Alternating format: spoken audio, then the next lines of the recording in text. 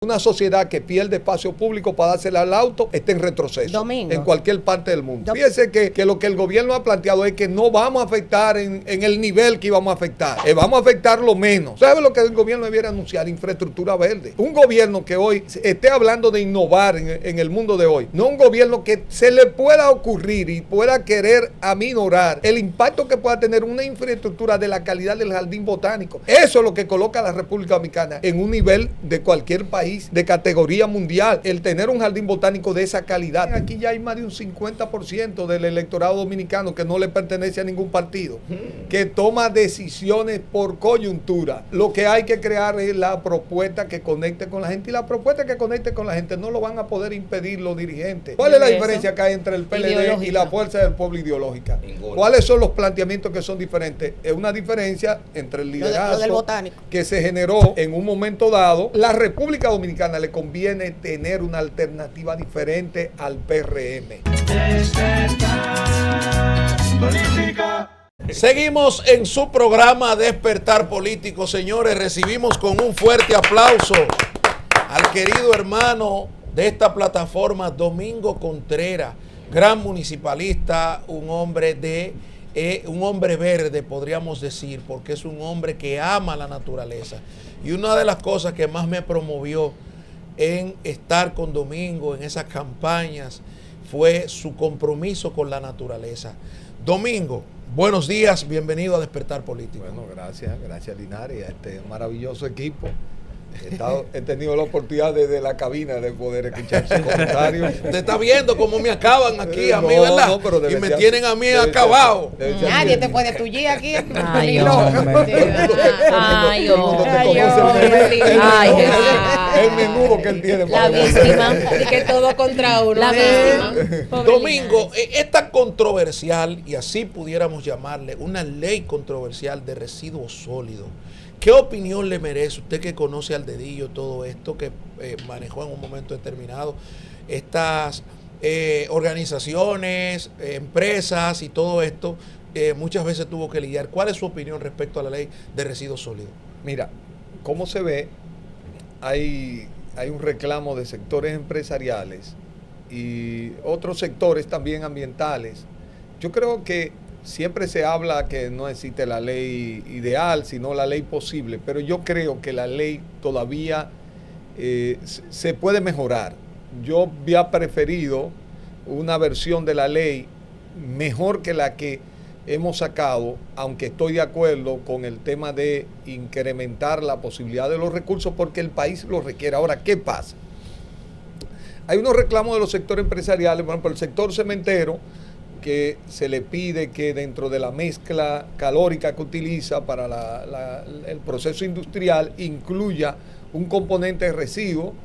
Eso hay que ver el impacto que tiene en su cadena productiva, pero es importante porque es que los residuos son la industria, siempre hemos dicho, claro. La industria tiene que entrar en esa cadena, sea en la transformación del material. Entonces, el otro elemento que tiene esta ley, que un poco lo hablé con varios legisladores que me consultaron, le dije, hay un problema de la ley, es que la ley no tiene un monitoreo y la ley está hablando de un sistema industrial. Cuando yo digo monitoreo, si quieren cojan una universidad, la ley se compromete a varios procesos de cumplimiento. Por ejemplo, que un sector industrial, el del plástico, va a reciclar un 20%. ¿Quién da garantía de que eso es así?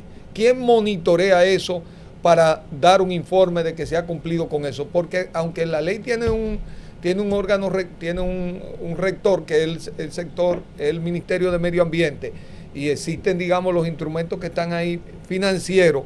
Por ejemplo, ¿cuál es el impacto que tiene la propia ley en la estructura económica de la propia valorización, los propios destinos finales, el tema de garantizar las auditorías, de que no hayan doble facturación por el tema mismo de estaciones de transferencia, trasvase, etcétera, etcétera? Y hay un elemento que yo veo que entró en el país, que es el tema del sargazo.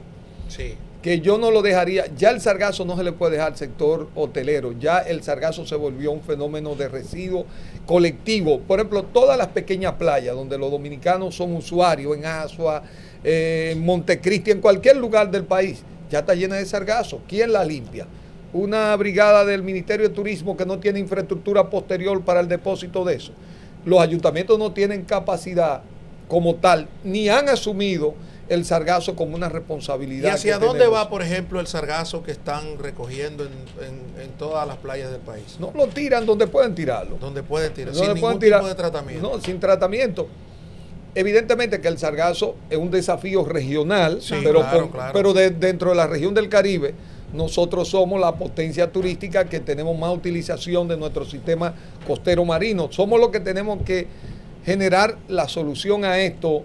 Y mientras se hacen investigaciones a ver si convertimos el sargazo en una materia prima, por ahora es un residuo. Hoy es un residuo que la mayoría tenemos que recoger, por ejemplo, los hoteleros lo recogen y buscan un lugar para destinarlo. Pero se ha hablado de que es costoso el tratamiento del sargazo también y como el tratamiento de eso. Es correcto, pero si nos disponemos a hacer todo lo que tiene que ver con residuos es costoso. Pero sí, lo claro. más costoso es no tratarlo. Claro. Porque el residuo va a llegar a un lugar y va a tener un efecto. El mejor lugar que debe tener es un destino controlado, un relleno sanitario o una transformación si lo convertimos en materia prima. Entonces, lo tenemos que entender. Ya nosotros vivimos del turismo, pero somos un país ya con una dinámica económica a lo largo y ancho del país, que está obligado, así como hemos ido mejorando y hacemos inversiones importantes, los residuos no los podemos ignorar, porque ellos ya son parte fundamental en un país ya con este nivel de movimiento económico. Se habla de que en la ley vieja se suponía que se tenía que hacer una reducción del consumo, que iba a ser paulatina del consumo de plásticos y de foam. Sin embargo, las empresas que tienen que ver con estos sectores han conseguido que se le ponga como un stop a esa fecha límite. República Dominicana produce casi 100.000 toneladas de plásticos y de foam al año y se sabe el daño que produce.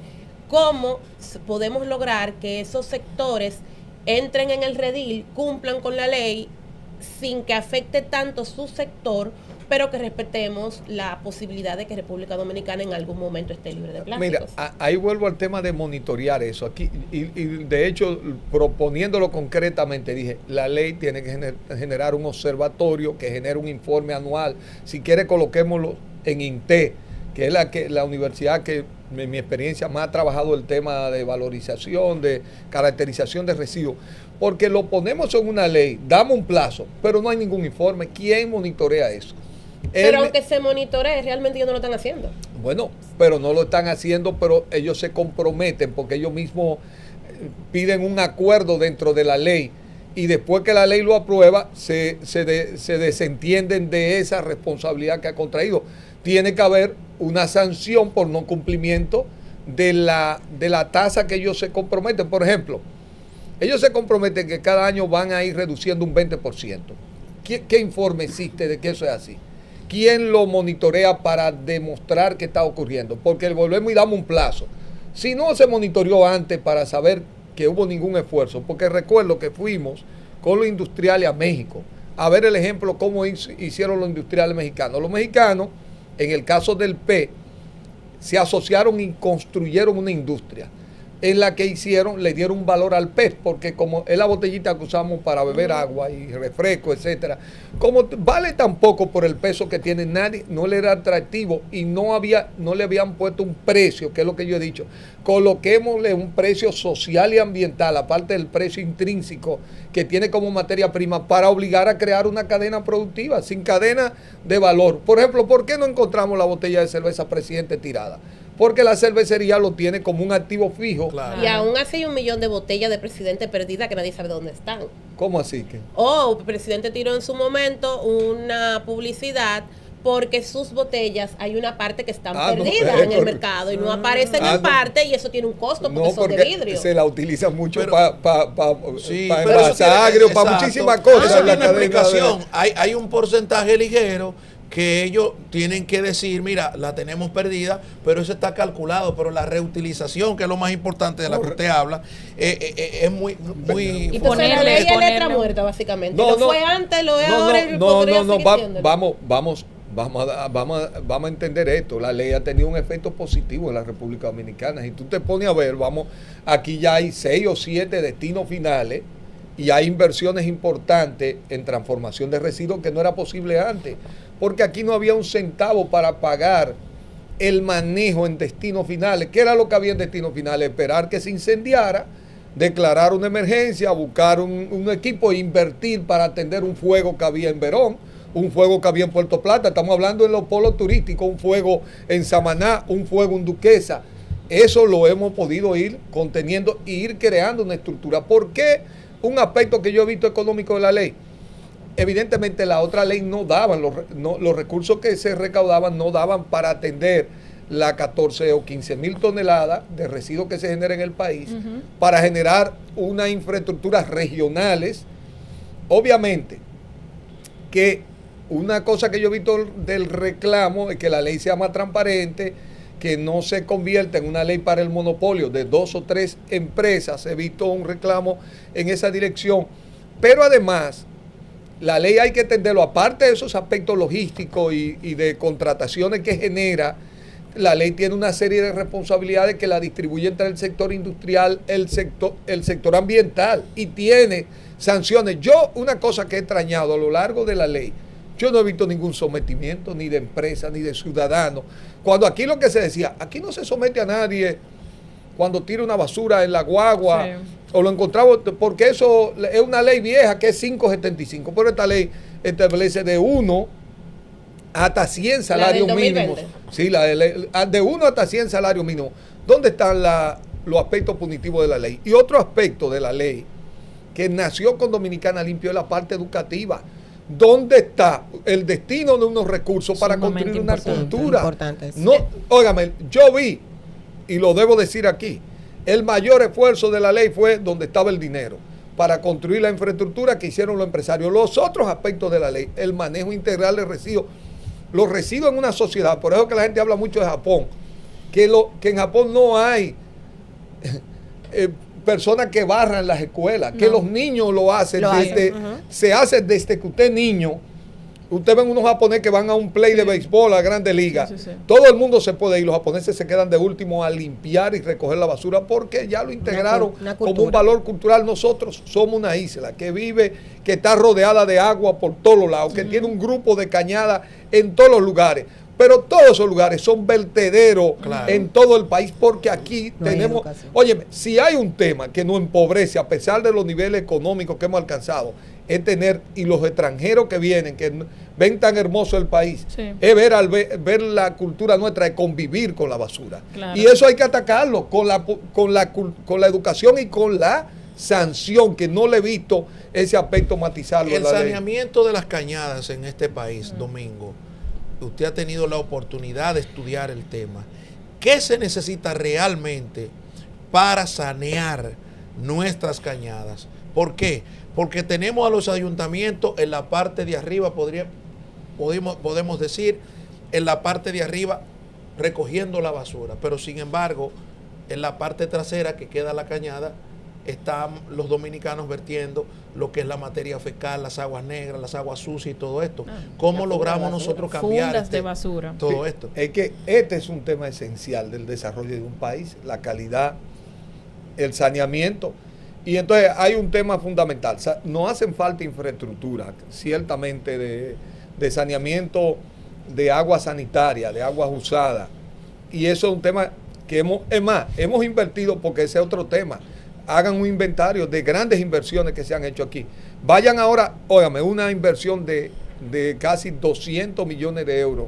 La planta de tratamiento que se hizo en la Jacobo Masluta para atender las aguas sanitarias de toda esa zona de Villa Juana, que tiene muchas dificultades, Villa Agrícola y otros sectores. Vayan a verla, que está dañada. Se pretendía utilizar, por ejemplo, esta ciudad, que las torres, yo lo he dicho una y otra vez, las torres no están conectadas a un sistema de drenaje sanitario, están conectadas a un pozo filtrante y cuando ese pozo se daña se busca un camión succionador. Aquí se sacan 500 camiones de heces fecales que se descargan en Duquesa y que una parte vuelve al río Isabela. Tenía la esperanza que con esta planta de tratamiento los camiones descargarían la planta para que la planta le hiciera el tratamiento a esta descarga sanitaria y la convirtiera en abono. Esto se convertía en una oportunidad económica, en economía circular de tratamiento de manejo sanitario. Sin embargo, si usted le suma esa falta de infraestructura que existe en muchos lugares del país a una cultura de tirar todo en las cañadas, si las cañadas deberían ser nuestra vena para que circularan las aguas, algunas que tienen agua permanente u otras que son de agua lluvia, pero nosotros tenemos serios problemas con eso. Si hay algo que la ley debería matizar y debería ser un logro de cada ayuntamiento del país es que muestre las cañadas limpias y que diga, mira, aquí sancionamos a tantos ciudadanos, porque la ley permite, y yo siempre lo dije, no es solo cobrarle multa económica, es que si a ti te agarraron 2 veces, te tienes que echar un par de fines de semana limpiando la cañada como restitución ciudadana al daño ambiental que tú realizaste. Pero ¿quién se encarga de eso? Yo ¿La recuerdo alcaldía o la procuraduría? No, la ley le da autoridad a la alcaldía para hacerlo. Yo recuerdo que parte de la campaña de Fellito en la CAS ha sido la recuperación de más de 4.000 kilómetros de cañada, que lo decía quien era la directora de comunicaciones en ese momento, Nilda Lanís, que lo mostraban como un logro eso, pero yo creo que eso debe continuar y que debe hacerse en gran parte del país donde las personas tienen que, como usted bien dice, convivir con el hedor y con la basura. Pero también hay que preguntar, José Ariel, o sea, ¿a qué tú le llamas saneamiento de la cañada? ¿A encacharla? O sea, no, se ha recuperado. No. Recuerda, o sea, no que ahí existe el Cristo Park y de hecho se hizo por eso, por el saneamiento de la cañada. Pero en Cristo Park tuvimos aquí a Víctor Mateo recientemente que acaba de ganar una demanda porque cuando fueron a reparar Cristo Park dejaron un árbol ahí, le cayó encima a una persona tuvo un incidente con algo y logró una sentencia favorable. Es decir, ¿a qué se le debería llamar saneamiento? A la limpieza como tal o al encachaje. Es algo sencillo, porque si estamos hablando de medio ambiente tenemos que hablar en la profundidad. José Ariel. Mira, desde el gobierno de Leonel Fernández se ha venido encachando muchas cañadas. Yo que he tenido la oportunidad en muchos barrios y no se ha conectado, como señalaba Domingo, a una planta de tratamiento. Eso tapa esa vaina y eso va para el río, ya. Pero yo quiero hablar con Domingo Contreras, que es el protagonista de este encuentro hoy, de este programa. Domingo, el tema medioambiental preocupa. Entonces, ha estado muy en boga este asunto del jardín botánico. Y ya el gobierno habló que no se va a tocar, que lo que se va a tocar es la acera, simplemente. Que es la acera simplemente que se va a tocar, no la verja. Y ahí hay un arbolado, un asunto. Y entonces mucha gente entiende que hay que resolver el tema de los tapones y simplemente que eso hay que mocharlo, quitar una parte. ¿Qué usted opina de eso? Mira, yo estoy contrario a que toque la acera. Y usted dirá... yo creo que hay que hacer obras de infraestructura, pero ¿qué es lo que pasa con las ciudades? Hoy nosotros estamos frente al desafío del cambio climático. No es verdad que el tema de la infraestructura de ampliación de carreteras ha resuelto el tema de los autos en ninguna ciudad del mundo. Pero esta ciudad, que los espacios verdes que tiene, lo tiene por política de visión del Estado, del gobierno en sentido general, porque las políticas municipales de los últimos años, cuando la ciudad se va volviendo vertical, lo que hemos hecho es perder el espacio verde. Cada patio que se transformó en una torre, en un espacio, nos ha quitado la posibilidad de ese equilibrio ambiental, que es fundamental. Volvemos otra vez al tema de calidad de vida. Y sostenibilidad. Por eso a veces hemos dicho, estamos construyendo un arrabal de lujo, porque sin calidad ambiental, en un mundo desafiado por el polvo del Sahara, alta temperatura que van creciendo, el sargazo, pónganlo a ver ustedes. Claro. Ustedes siendo en una sola generación, esos temas no eran parte de nuestra agenda, ya son parte de la agenda pública, de los desafíos que tenemos. ¿Y cómo es que eso lo vamos a desafiar quitándole el verde a la ciudad? Si la ciudad de hoy, más emprendedora, más innovadora como Medellín, es porque han utilizado hasta la fachada de los edificios para convertirlo en bosque. Jamás se le ocurriría quitar el bosque para poner infraestructura, pero aquí hemos ampliado el cemento y el asfalto como un síntoma de progreso. Entonces, ¿tenemos que hacer infraestructura? Sí, tenemos que hacer infraestructura, pero voy a decir esto sobre la avenida, sobre esta intervención. En el caso de la urbanización real, toda esa zona, más los Girasoles, los Peralejos, Sí. hay un tema de que esos son dormitorios. Sí. ¿Por qué no se ha pensado y lo coloqué? Y el Estado vendió una infraestructura a un funcionario del gobierno, que es el canódromo, ¿qué es lo que se va a construir ahí? Nuevos apartamentos. Claro. Por ahí hay todavía quedan algunos lotes de terreno que el Estado debería adquirir, porque ya eso tiene miles de familias que viven ahí, que lo único que pueden hacer es ir a dormir y salir a ir a las universidades, si los muchachos estudian inglés, si van a practicar deporte, si practican cultura, si van a trabajar. Ese lugar es solo aparte de los supermercados y algunos otros servicios. Los demás servicios no están ubicados territorialmente. ¿Cuál es el proyecto más novedoso en materia municipal? Un proyecto que lanzó la alcaldesa Hidalgo en París, que se llama A 15 Minutos. No es fácil, es que la gente pueda vivir cerca de donde vive, el entorno laboral, el entorno de capacitación, médico, de servicio, le quede lo más cerca, porque el mundo entero está viviendo el síndrome de los tapones. Claro. Pero no hay forma de caerle atrás a los tapones con infraestructura, y eso lo saben las ciudades mucho más Pero no es avanzadas nada que le quitemos un nosotros. chin de la acera, que es bastante amplia, el jardín botánico, digo Pero yo. pero deberíamos buscar cómo ampliamos la acera en una ciudad que la gente no camina, que aquí los dos principales enfermedades de esta ciudad son hipertensa, la hipertensión y la diabetes. Sí. Que La obesidad. la obesidad, precisamente. Si nosotros pretendemos quitarle la acera a lo que tiene, ¿cómo le vamos a dar acera en la 17 al ensanche para allá?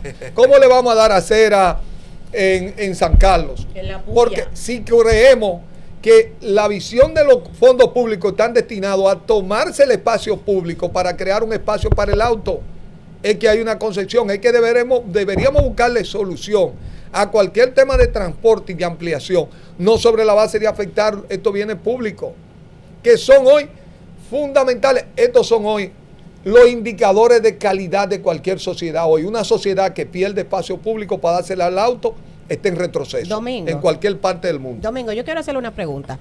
El titular de la Secretaría de Medio Ambiente del PLD se llama Alfonso Ureña. Yo creo que sí. ¿Sería Sí. entonces él la persona con la titularidad, así lo podríamos decir, para emitir una posición oficial sobre el tema ecológico del PLD?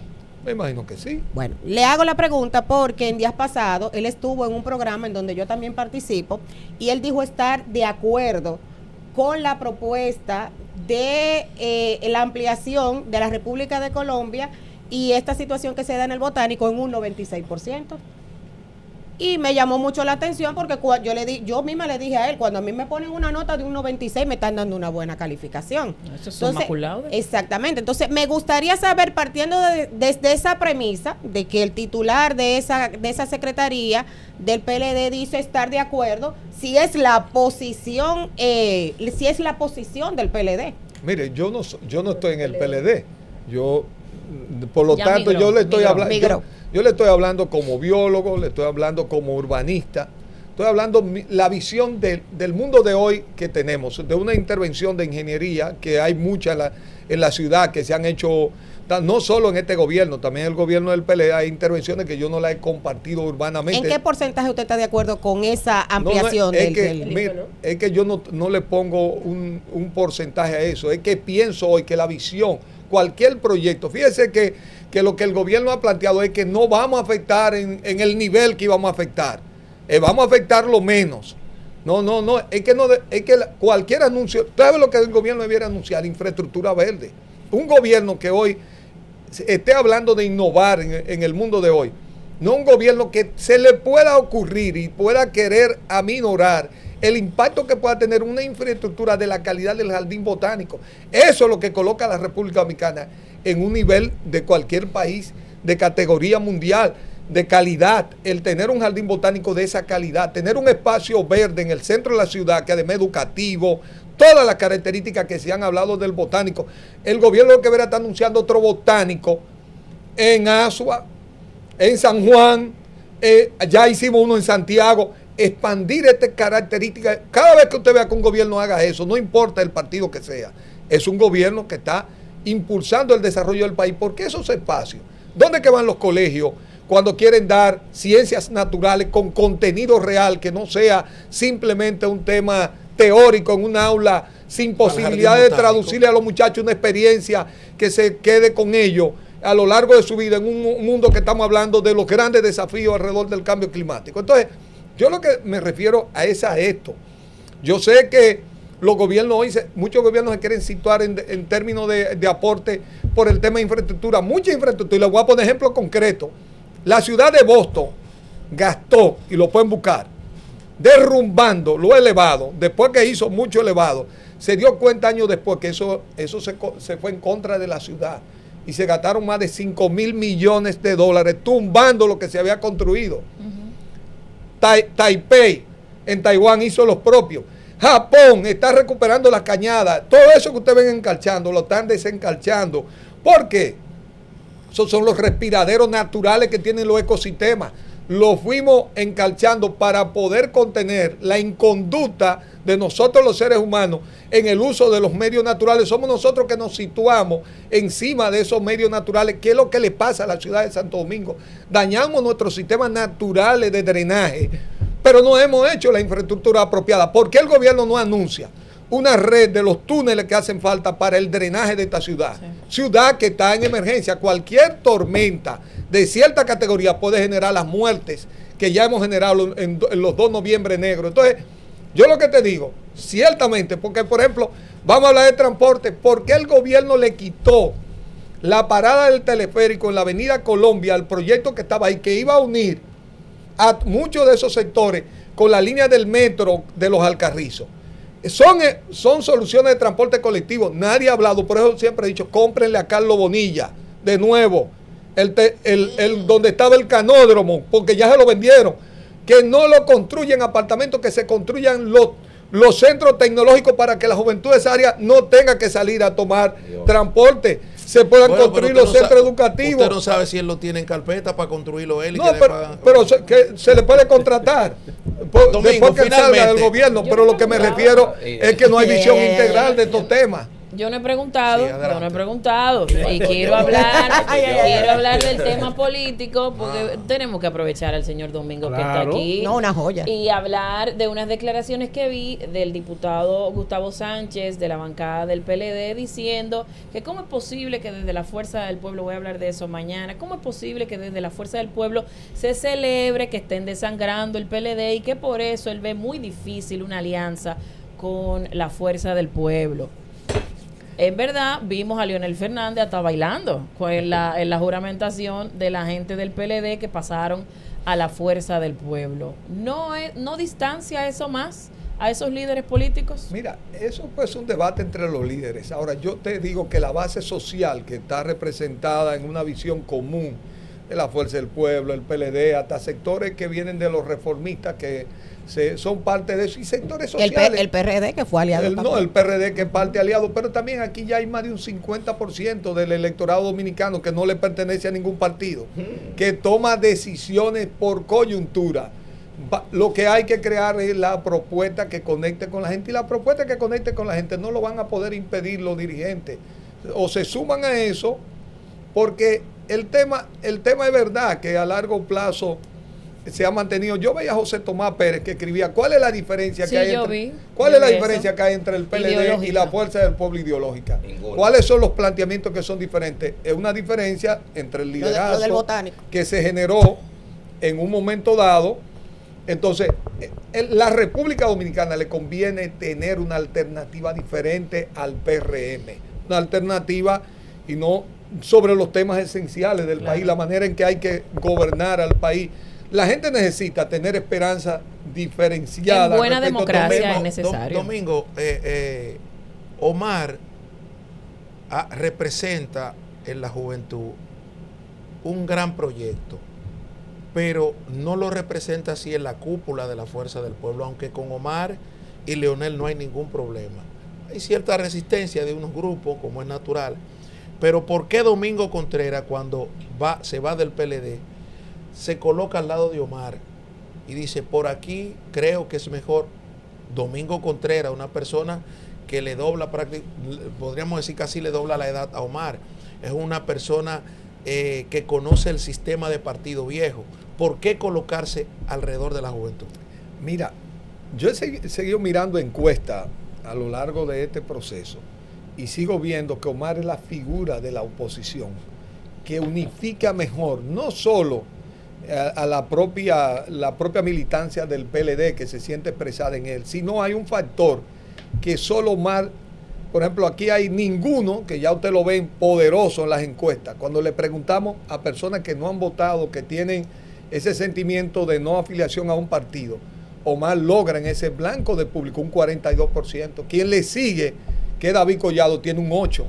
De modo que tener un candidato con ese potencial, que ya lo había demostrado, porque cuando uno analizó ya que se miró la arquitectura del voto de Omar, esa arquitectura permitió obtener una buena votación en el PLD, la Fuerza del Pueblo, el PRD, los aliados que fuimos, pero también atrajo un segmento del PRM y de votantes que cuando uno miraba la diferencia entre el voto presidencial y el voto hacia Omar se daba cuenta que solo fueron y votaron por Omar y no votaron en la boleta presidencial de los partidos que fueron como aliados. Entonces, te indica el potencial de un candidato, son las coyunturas y lo ha ido demostrando. Es decir, quizá muchísima gente se pensó, esta persona es muy joven, tiene un tiempo, pero no eres tú que coge eso. Hay mucha gente que coge ser candidato de algo, pero es la coyuntura que permiten hacer de una persona un punto de confluencia para unir intereses, visiones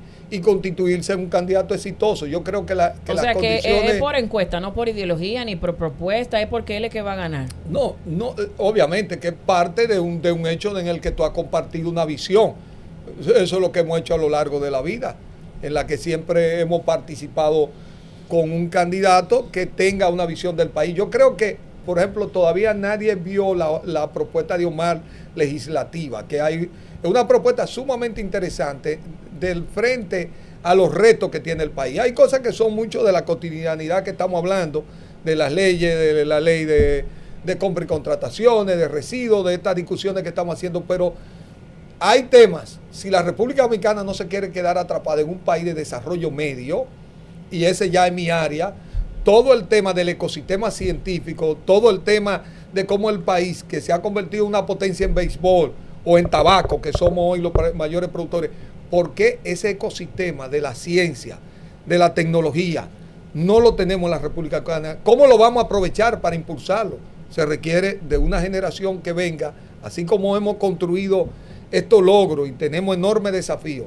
Es a eso que necesitamos, una nueva energía, una nueva visión que una a los dominicanos y que cree las condiciones para darnos un salto como país, ya no solo en las áreas que hemos conquistado hasta ahora, porque yo digo a veces, un pelotero como Juan Soto, con el contrato que tiene y con las condiciones que tiene, nos representa a la República Dominicana. Sí. Pero un científico que descubre una patente, le llega a la humanidad entera, que descubre una solución, un principio para el cáncer, o descubre una célula que tiene un efecto en la cadena de la creación de una enfermedad. Entonces, ese talento está en la República Dominicana. Ya que hay una comunidad científica, aquí ya hay miles de dominicanos que se han formado como doctores, PhD en las mejores universidades, pero no hay todavía en la República Dominicana, por ejemplo, el mismo sargazo, para no irnos a temas más complejos. El presidente anunció un fondo, pero ¿dónde están las investigaciones? ¿Dónde está el seguimiento? ¿Dónde está el ecosistema de esa relación Intex de la industria? Está trabajando eso.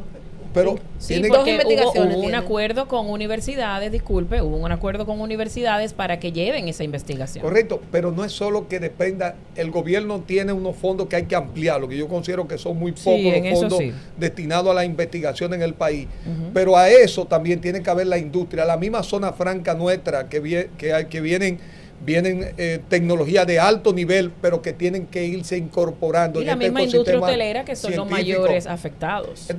Entonces hoy nosotros necesitamos una mirada en esa dirección. Mire que los gobiernos han puesto mucho énfasis en el tema social, que hay que seguirlo profundizando, pero en el propio tema educativo nuestro, que ese es un tema de evaluar el impacto que hemos tenido con el 4% y la incapacidad que hemos tenido de crear una educación de calidad para aprovechar el mejor talento. Mire, esto es un país que uno se estremece nosotros tenemos miles, casi millones de jóvenes dedicados a motoconcho. Al motoconcho. Sí. Una de las capacidades de la mano de obra dominicana que no se ha podido especializar, ha terminado refugiándose en esa manera, cuando nosotros, la productividad de eso es baja. Cuando nosotros tenemos como dominicanos la posibilidad con inglés y una formación técnica de alcanzar muchísimo otro mercado, claro, y aumentar esa productividad. Por ejemplo, para que la gente se dé cuenta, los dominicanos ya en Estados Unidos generan más de 130 mil millones de dólares al año. Esa es la diáspora dominicana, más que el Producto Interno Bruto que generamos todos los dominicanos que estamos aquí, incluyendo con la remesa que ellos envían. ¿Por qué? Porque están insertados en una sociedad donde los salarios y la productividad es alta. Y no son diferentes a los talentos que hay aquí. No, pero son los mismos dominicanos insertados en claro, un sistema en que otro le ha mercado. permitido a otra generación ingresar. Pero como el mercado se ha expandido y se ha abierto, entonces nosotros necesitamos montarnos educativamente. Claro. Y eso se requiere una nueva visión de gobernar el país.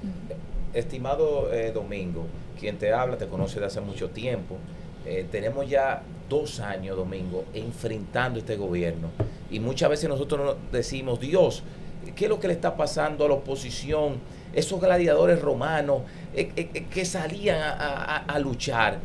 Hoy, Domingo, desde el 1951 al 2025, tenemos el porcentaje más alto en gasto corriente.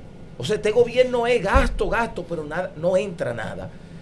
Hay esperanza porque observamos a un Leonel Fernández que le tenemos mucho cariño, respeto, Domingo, pero mi entender que cumplió ya su ciclo, y observamos un Danilo Medina renuente y lo vemos que se reúne con Luis. Hay esperanza de sacar este funesto gobierno, porque escucho mucha gente que me dicen, Domingo, y ahí termino, que es muy temprano, Giovanni, que faltan 2 años, 3, pero hay que comenzar a enfrentarlo desde ahora, porque ahorita no tienen escrúpulos, Domingo, para quedarse. Mira, cada uno hará su debida diligencia, Sí, como se dice, pero yo creo que la democracia siempre ha demostrado que un sistema con todos sus defectos potentes para encontrarle soluciones a problemas serios en cualquiera de las sociedades. Y a veces la gente puede pensar, por ejemplo, los que están en el gobierno, y ya nosotros estuvimos ahí por un largo tiempo, pueden pensar que ellos se van a quedar, que nadie puede. Por ejemplo, tú mides la encuesta, el PRM te da un 40%, pero que no olviden que son 40 del partido, del gobierno, porque si tú lo descompones como partido propiamente aquí, ya los partidos están todos debajo del 20%, todos. Ese es el gobierno, con todos los programas sociales, con todo lo que implica, porque si tú mides la clase media dominicana, hoy no está tan conectada, ya casi un 50% no está conectada a los partidos. Por lo que te quiere decir, lo único que esa clase ha sido atencionista en los últimos 2 procesos. Si esa clase, si la calidad del deterioro, ya el presidente mismo termina aceptando que hay una desaceleración de la economía, y esto va afectando los modos de vida. Yo te lo digo, por ejemplo, un sector como el de vivienda de bajo costo. Hoy los grandes constructores saben que eso es un sector que está frenado y que muchos compradores han devuelto las compras original porque los ingresos no le dan con la alta tasa de interés y con el costo de la vida que ha crecido. Entonces, ¿qué pasa? En ese escenario, lo que hay que encontrar es el candidato que una a la oposición y que genere la esperanza en una propuesta que conecte con lo que quiere la mayoría dominicana. Yo creo que tenemos el tiempo para construir eso. Va surgiendo. Las encuestas van hablando de quiénes pueden ser esos perfiles, y después, evidentemente, hay que hacer una carpintería, hay que hacer cada uno la debida diligencia, Giovanni. De modo que el gobierno tampoco la tiene tan fácil. El gobierno tiene que ponerse de acuerdo para crear su propia fórmula. Nadie va a poder lograr en el PRM la unidad, la coalición que logró Luis a su alrededor, el que sea de lo que venga. Y eso va a cambiar la arquitectura política del próximo ciclo político. De modo que lo que hay que seguir trabajando y decir lo que uno cree y buscar y apostar a lo que uno cree, y ya veremos cómo esto se termina ensamblando. Señores, para terminar el final. Señores, las gracias a Domingo Contreras, municipalista, un hombre que promueve grandemente todo este desarrollo colectivo por una ciudad más verde en el país, y por demás un hombre muy decente y amigo de esta plataforma. Las gracias a ustedes en una entrega más